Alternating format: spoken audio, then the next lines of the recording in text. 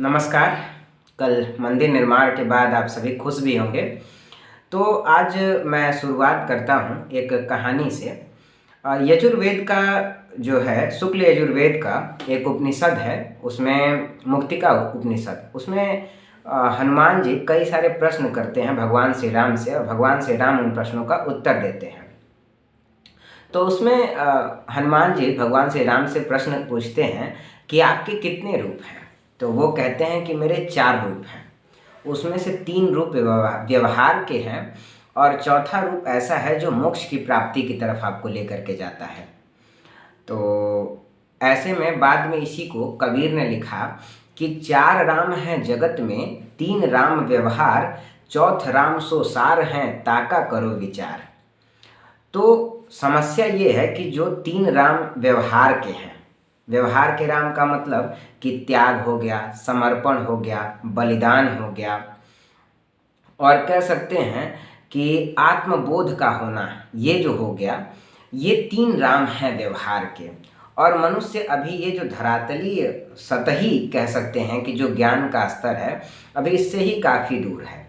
जैसे यदि हम देखें तो अगर कल मंदिर का जो है प्राण प्रतिष्ठान होता है, तो उसी को लेकर के अपने आप में यदि आप घमंड महसूस कर रहे हैं कि यहाँ पर हिंदुओं की जीत हो गई, हिंदू हृदय सम्राट, इस तरीके की भावना यदि आपके अंदर आ रही है, तो इसका अर्थ ये है कि आप राम के अस्तित्व को कतई नहीं समझ सके हैं।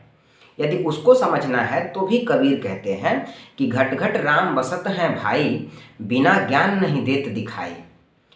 घट घट राम बसत हैं भाई, बिना ज्ञान नहीं देत दिखाई। आत्म ज्ञान जे ही घट होई, आत्म राम को चिन्हे सोई। यानी कि राम हर व्यक्ति के अंदर समाहित है, लेकिन उसको आत्मज्ञान होने की आवश्यकता है।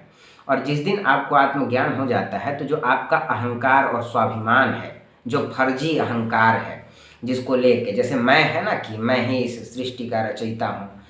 आप क्या हैं? आप अपनी सांस तो खुद ले नहीं पाते हैं, ये आपका शरीर निर्धारित कर देता है, सांस ले लेते हैं। आप क्या हैं? आप अपने आप को तो निर्धारित कर नहीं सकते कि मैं कल जीवित रहूँगा या नहीं रहूँगा। तो ऐसे में मैं की जो भावना है, इसका त्याग करना ही व्यवहारिक श्री राम है, जो वो सिखाने का प्रयास करते हैं मुक्तिका उस उपनिषद में अलग अलग उत्तरों के माध्यम से, जो हनुमान जी उनसे करते हैं।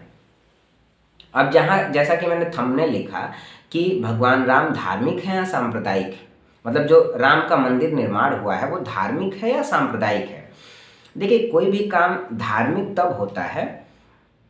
तब है जब उसके वजह से किसी दूसरे को नुकसान ना हो रहा हो। लेकिन यदि उसी कार्य की वजह से किसी और को नुकसान पहुंच रहा है, किसी को आत्मग्लानि हो रही है, और कह सकते हैं कि उसको जो है कि डिग्रेडेशन फील हो रहा है, मतलब उसको लगता है कि मैं नीचा हो रहा हूँ, तो वो कहीं ना कहीं आप दूसरे को अपमानित करने का प्रयास कर रहे हैं। तो यदि आप अपनी भावनाओं से दूसरों को अपमानित करने का प्रयास करते हैं, तो आप, पहली बात ये कि बहुत ही नीच किस्म के इंसान हैं। आपको अभी अपने यथार्थ को समझना होगा। जैसे कई लोग पैसा जब कमा लेते हैं तो उन्हें ये लगता है कि बाकी जो लोग हैं ना, वो कीड़े मकोड़े हैं, उनको रौंद दिया जाना चाहिए। फर्जी बात हुई ना, क्योंकि आपके पास आज है, कल को नहीं होगा। अगर आपको ये लग रहा है कि रहेगा, तो हो सकता है कि आप का जीवन ही चंद लम्हों में सिमट जाए। उसको आप तो नहीं समेट के रख सकते ना, तो क्या वो पैसा लेके जाएंगे आप? तो इस तरीके का अगर आपका धरातलीय विचार है, तो आपने श्री राम को तो पाया ही नहीं ना। तो कुल मिलाकर के फर्जी श्री राम, जय श्री राम बोलने से अच्छा है कि आत्मज्ञान की प्राप्ति की जाए। घट घट राम बसत हैं भाई, बिना ज्ञान नहीं देत दिखाई। आत्म ज्ञान जे ही घट होई, आत्म राम को चिन्हे सोई। तो अपने अंदर का जो अभिमान है ना, उसको त्यागना है। रावण की को क्यों जलाते हैं हम? प्रत्येक वर्ष जो रावण को हम जलाते हैं, तो उसमें उसके अहंकार को जलाने की बात की गई है, कि जो उसका अहंकार था उसको जलाने की बात की गई है। उसको मारा गया, और वो खुद भी मरना चाहता था, क्योंकि वो अपने अहंकार रूपी स्वरूप को त्यागना चाहता था, इस वजह से मरना चाहता था। तो यहाँ पर मैं कुल मिला के यही कहूँगा कि भगवान राम इस देश को जोड़ने वाले हैं, और हमेशा ही जोड़ने वाले रहेंगे।